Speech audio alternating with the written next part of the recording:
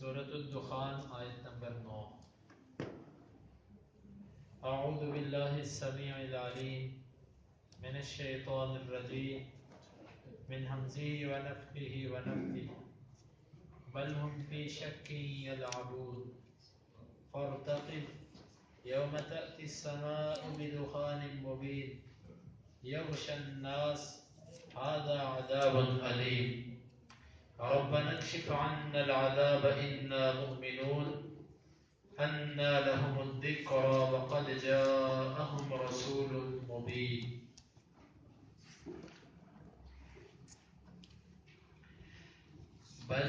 بلکہ ہم وہ فی میں شک یلعبون کھیل رہے ہیں. بل ہم فی شک یلعبون بلکہ وہ شک میں پڑے ہوئے ہیں، کھیل رہے ہیں. فارتقب فا کا مطلب پس ارتقب آپ انتظار کیجیے. یوم جس دن تأتی آئے گا السماء آسمان. با کا مطلب ساتھ دخان دھوئیں کے مبین واضح. پس آپ انتظار کیجیے جس دن آئے گا آسمان واضح دھوئیں کے ساتھ. یغشا وہ ڈھانپ لے گا الناس لوگوں کو. ہذا یہ عذاب ہے علیم دردناک. یغشا الناس ہذا عذاب علیم وہ ڈھانپ لے گا لوگوں کو، یہ دردناک عذاب ہے.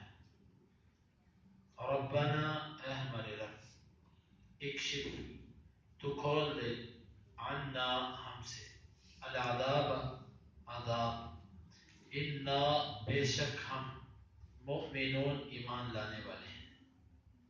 ربنا اکشف عنا العذاب انا مؤمنون ہمارے رب ہم سے عذاب کو کھول دے، بے شک ہم ایمان لانے والے ہیں. انا کہاں ہے، لام کا مطلب کے لیے ہم ان کے الذکرى نصیحت. انا لهم الذکرى کہاں ہے ان کے لیے نصیحت. وقد اور تحقیق جاءہم آ چکا ان کے پاس رسول مبین واضح رسول.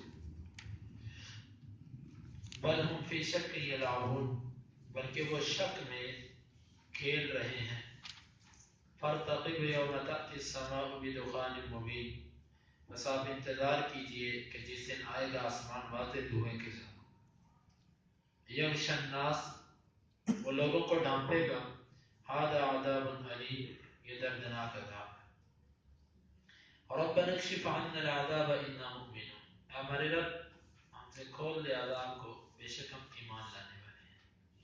انا لهم الذکرى وقد جاءهم رسول مبین کہاں ہے ان کے لیے نصیحت پکڑنا، اور تحقیق آ چکا ہے ان کے پاس واضح رسول.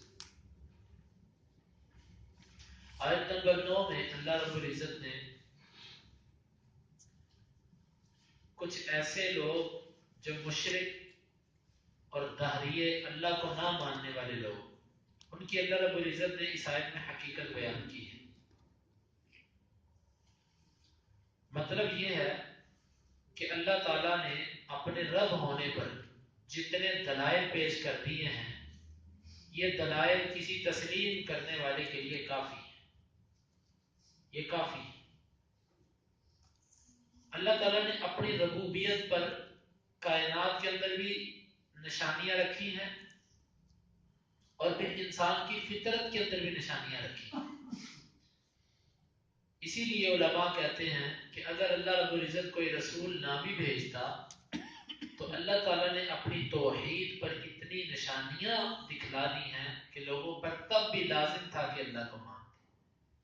یہ تو اللہ رب العزت نے کائنات میں اپنی نشانیاں رکھی، پھر ہماری فطرت میں وہ نشانیاں ڈالی، پھر اللہ تعالیٰ نے انبیاء بھیجے، پھر اللہ تعالیٰ نے کتابیں بھیجی. یہ سب کے سب اللہ کی توحید کو واضح کرنے کے لیے ہے. وہ لوگ جو اللہ رب العزت کو نہیں مانتے، دہریے، یا وہ لوگ جو اللہ کے ساتھ غیروں کو شریک بناتے ہیں، اس آیت میں ایک حقیقت کی طرف اشارہ کیا گیا ہے کہ ان لوگوں کے دلوں میں بھی آتا ہے کہ اللہ رب العزت موجود ہے، اللہ تعالیٰ ایک ہے اور اللہ تعالیٰ موجود ہے. ان کے ذہن میں آتا ہے کیوں؟ جب ان کے سامنے ایک چھوٹی سی چیز خود بخود نہیں بن سکتی تو اتنی بڑی کائنات خود بخود کیسے بن گئی؟ ان کے ذہنوں میں یہ آتا ہے، لیکن پھر ہوتا کیا ہے، ان کی کیفیت شک کی رہتی ہے، پتہ نہیں ہے کہ نہیں۔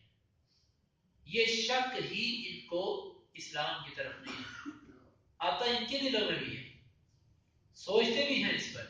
اور اسی طرح مشرکین مکہ وہ بھی یہ سوچتے ہیں کہ یہ کیسا رب ہے جو نہ اٹھ سکتا ہے، نہ بیٹھ سکتا ہے، نہ چل سکتا ہے، نہ پھر سکتا ہے، نہ کھا سکتا ہے، نہ بول سکتا ہے، یہ کیسا رب ہے؟ یہ ہمارا رب ہو سکتا ہے؟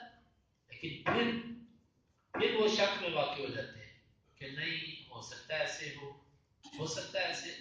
ہر باطل فرقہ اس کے دل میں، کیونکہ اللہ رب العزت نے اندر ایک ریڈار لگا رکھا ہے، وہ بولتا ہے، وہ انسان کو بتلاتا ہے کہ تو اب تیرا لیول کیا ہے اور تو کس جگہ پر جا رہا ہے۔ جس طرح کہ اس حقیقت کا اظہار اللہ رب العزت نے دوسرے مقام پر بھی کیا ہے۔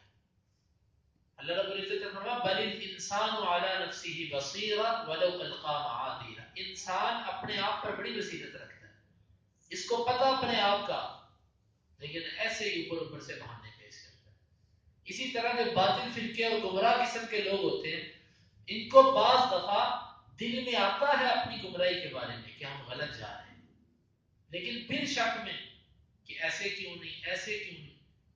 تو یہاں پر فرمایا بل ہم فی شک یلعبون، ان کی اصل مرض جو ہے وہ یہ نہیں ہے کہ دلائل کی کمی ہے، یہ ان کی اصل مرض یہ نہیں ہے کہ ان کے مطالبے پورے نہیں ہو رہے، بلکہ اصل مرض ان کو شک کی ہے، شک کی کہ یہ شک میں بڑے ہیں۔ اور شک ایسی چیز ہے، یہ ایمان کے منافی ہے۔ جہاں پر ایمان ہوتا ہے وہاں پر شک نہیں ہوتا، اور جہاں پر شک ہو وہاں پر ایمان نہیں رہتا۔ فَارْتَقِبْ يَوْمَ تَأْتِي السَّمَاءُ بِدُخَانٍ مُبِينٍ۔ اللہ تعالیٰ نے اپنے نبی صلی اللہ علیہ وسلم کو تسلی دی کہ آپ انتظار کیجئے کہ جس دن آسمان واضح دھوئیں کے ساتھ آئے گا۔ اس سے کیا مراد ہے؟ یہ انشاءاللہ العزیز اس کی باقی آیات کی تفسیر آئندہ درس کے اندر آئے گی انشاءاللہ العزیز۔ اس میں اللہ رب العزت نے، کیونکہ میں اس کو اس لیے کل پہ کر رہا ہوں کہ اس میں کچھ قیامت کی نشانیاں ہیں، درس ذرا وقت تو بھی ہے لیکن انشاءاللہ کل سے اس کو کریں گے۔ اس میں قیامت کی نشانیاں بھی ہیں، اور اس کے ساتھ اس آیت کو بعض لوگ موجودہ زمانے پر فٹ کر رہے ہیں۔ مثال کے طور پر یہ جو دھواں جس کو سموک کہتے ہیں آپ لوگ، یہ جو چل نکلا ہے، بعض لوگ ان آیات کو اس پر فٹ کر رہے ہیں۔ تو انشاءاللہ اس کی تفصیلی گفتگو آئندہ درس کے اندر آئے گی۔ اللہ رب العزت سے دعا ہے کہ اللہ تعالی ہمیں اس پر عمل کی توفیق عطا فرمائے۔ اللهم انفعنا بما علمتنا وعلمنا ما ينفعنا وزدنا علما۔